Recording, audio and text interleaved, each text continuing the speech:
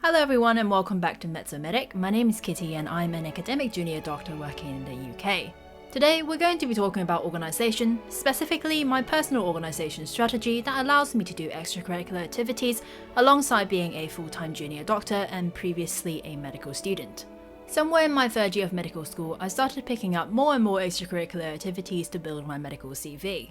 Initially, it was fine to just manage everything in my head when I had one research project and a few courses that I'm intending to keep track of. But as I signed on to more and more projects from different people in different groups, it became harder and harder for me to remember and prioritize tasks easily.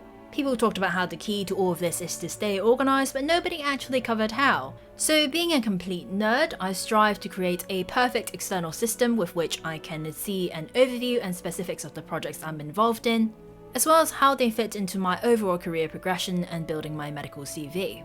3 years later, I now have a really good integrated workflow in the app Notion, but it wasn't always this way. In this video, I'm going to share with you my personal organisation strategy for keeping track of multiple projects, which is tailored to my CV alongside a full-time job, starting with how my organisation has evolved over time to address my needs, and the thought processes that led up to my current Notion setup at the moment, including an overview project board with to-do lists and career planning, a daily planner where I jot down my notes and thoughts for the day, and a sorting system that I use for impromptu notes. You can skip to any point of this video using the timestamps here. So firstly, I want to talk about how my organisation strategy has evolved over time during medical school. So when I first started, back when I had only one research project to manage, I used to be anal about writing down absolutely everything that I have in every meeting with my supervising consultant. And as you can imagine, this pile of words here is probably fine if this is the only thing you're doing, but in the long term it's completely unsustainable. Soon after that, I started getting involved in multiple projects. I found that the tried and tested method of creating checklists to be great for organising my thoughts, especially on prioritising tasks. My solution to never-ending lists was to make a new one every month so that I could start afresh. I then eventually adapted this into an electronic list on my iPad using the Notability app. The concept is the same, except now I could reorder and move things around when I needed. I was also able to highlight certain things, make stickies for upcoming meetings, and generally stick to a good structure. Aside from just keeping track of my projects and tasks that I'm doing, I also wanted a way to track how these things were impacting on my CV and my career progression. For this, I toyed with making a goal book to keep track of not only monthly tasks, but overarching goals, for example, aims for the academic year, or working towards obtaining a certain internship or a job. This, however, turned out to be really hard to maintain since writing it out is often not flexible enough for me to shuffle the structure around, and also led to a lot of writing out the same stuff. So with this in mind, I knew that I needed to create a system that would keep track of large projects and the individual steps of these projects, be able to prioritize these tasks efficiently, and make it easy to see how they fit into my career planning to enable me to use my time efficiently and address the weaker areas on my CV. And this is where Notion comes in.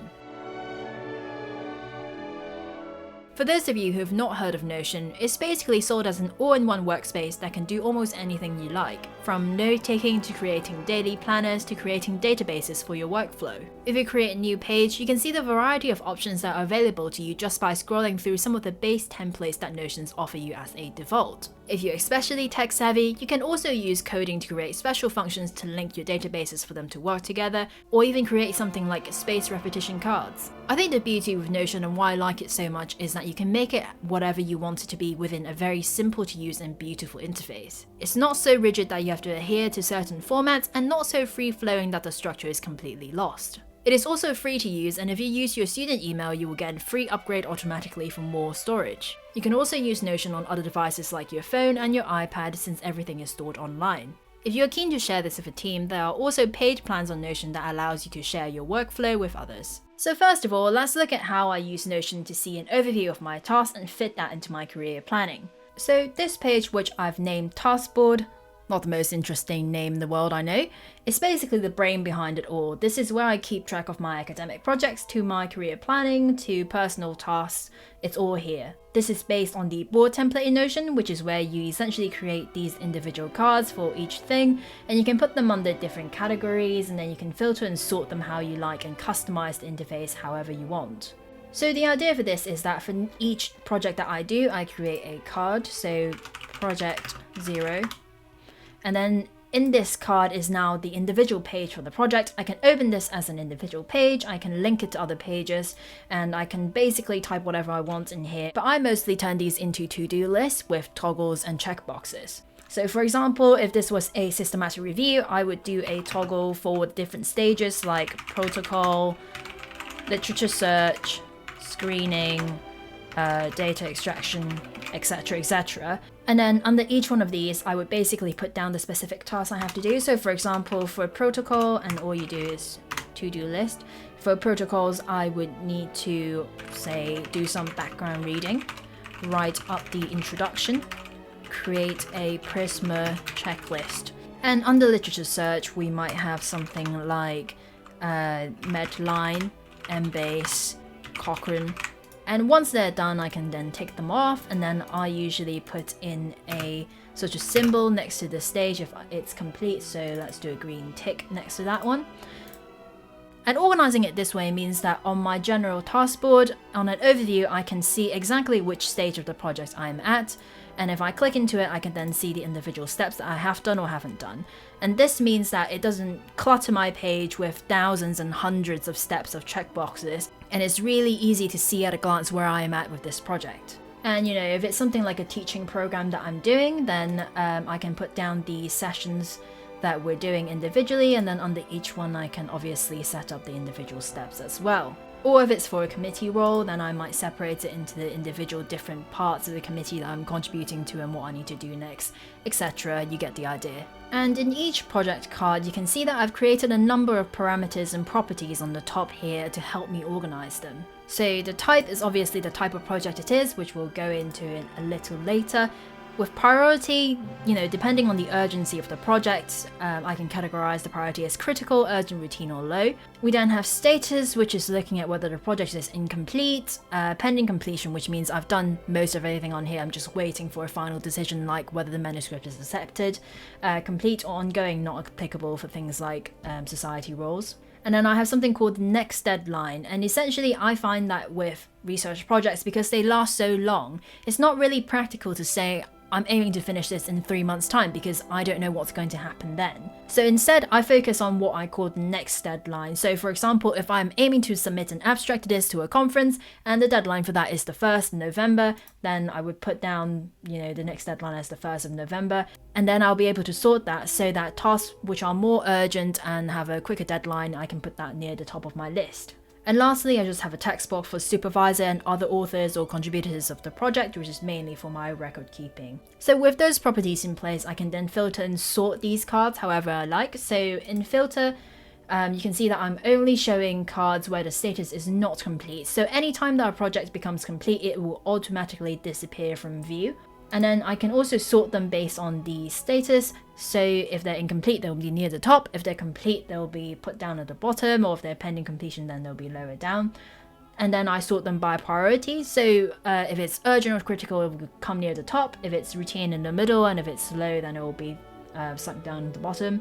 And then finally, I organize by next deadline. So for example, our project 0 is at the bottom at the moment, but if I change this to urgent and I say the next deadline is this week and the status is incomplete, you can see it will automatically jump to the top of our board here because it is more important at the moment compared to the rest. Okay, so those are the cards for the projects. Now, I mentioned earlier that a main goal of this organization strategy is so that I can tailor everything to my CV and at a glance see what I'm doing for my career planning. And I've said this before in a video, but this is really important as a medical student or junior doctor because your time is very limited. Therefore, identifying weaker parts of your CV and prioritizing them is really key to utilizing your time efficiently. So the key columns of this board, i.e. the project types that you can see here, displays the different parts of your CV. And broadly, you know, most of your work is put into research, education, audits, and leadership and management. So at a glance, I can see that at the moment I've got research projects going on, I've got some education teaching going on, I've got an audit that I'm doing, and I'm part of some societies which are ongoing. And of course, they're all sorted by the parameters that we discussed earlier, and in this view you can see really an overview of where we're at with all of them. Then I also have a column called career planning, This is where I put down other elements that are relevant to my medical CV and career progression, such as, applying for prizes and competitions, attending courses that I need to do, preparing for the MRCS Part A, which is what you need to do to get into surgery, and tracking my process in the academic foundation program. These are the sort of things that don't really need a card on its own because, with a course, you just go and attend it. You don't need to do multiple steps that last months at a time. So it's just more of a basic checklist that I've dumped into this column. And with things like prizes and courses, this also enables me to plan ahead. So for example, in courses, I want to do the ATLS sometime in the future. I want to do a trainer's course in the future. So I just put it in here to remind myself that these are things that I want to do, but I haven't necessarily booked or put into action yet. Next, I have a meetings and reminders section, which I put down important meetings I need to attend or annual leave that I still need to take. And then finally, I have a column for personal tasks, which is unrelated to medicine really, for anything else I need to do, so sorting out my Tier 4 visa for the UK and things like that. So the task board is sort of all well and good for an overview of everything that I'm doing at the moment, but it's more beneficial for kind of long-term planning. And I find that sometimes I would like a day-to-day planner or a day-to-day list if there are certain things that I want to prioritize on a short-term basis for that day, which is particularly useful if I have multiple deadlines coming up and a few things that I'm juggling at the same time. I also want the space where I can jot down some thoughts for my personal well-being, so I've started something called the Daily Planner. So this page is essentially just a giant calendar with one entry per day, and I've made a template. So if I go into today and I click Daily Planner, which is a template that I've made for myself, so on the left here we have a short to-do list for the day. So it's anything from academic work to, go to the gym or do laundry. And I find that this really helps me to stay grounded on kind of the things I need to do today, especially when I'm stressed. And then on the right here, I have a highlights section, which is where I put down the enjoyable elements of my day.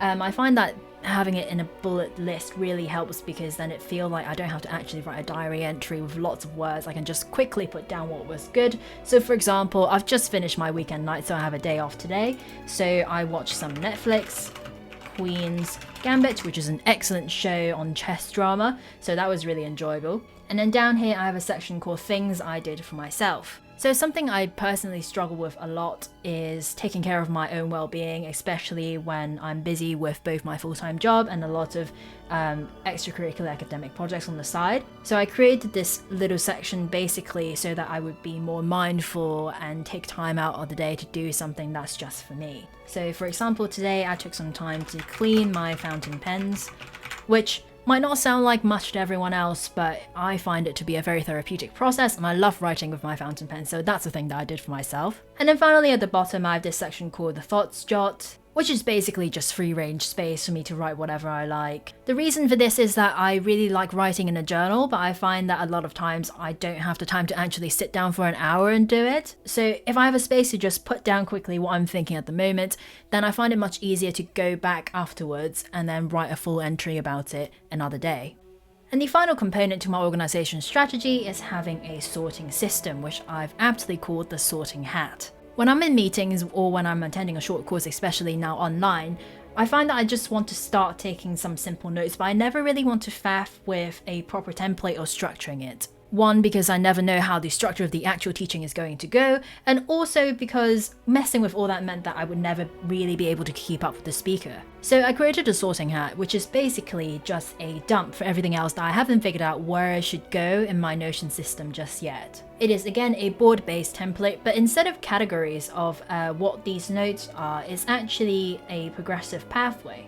So say I attended a course like the Assets Essential Radiology for Surgeons course, and in here I would take notes however I like with no regard for the structure or if I'm keeping it tidy. It would start in the raw column, and then when I have time I would clean it up and put it in actual subheadings like you're seeing here, and I would put it in the cleaned column. And then I would consider where do I actually want this note to end up, where do I want the contents of this course to actually live. And in this case it's relevant to the MRCS Part A exam that I'm planning on taking, so the destination is MRCS. And then once I actually integrate these notes into the MRCS notes that I'm keeping, then I'll move it into the completed column. This means that whenever I have an idea, I don't have to stress about where it's going to come into place in my career planning or where is it going to go in my notes. I can just make it, put it in there, and then when I have the time to think about it, I can then deal with it. So that's my Notion organisation setup. I'm sure there's people out there who are smarter than me who've used Notion for longer that's come up with an even smarter organisation strategy, but this is a system that's been working for me since my final year of being a medical student and is sort of the main reason why my brain hasn't fallen to pieces trying to manage all of these extracurricular projects whilst being a full-time doctor.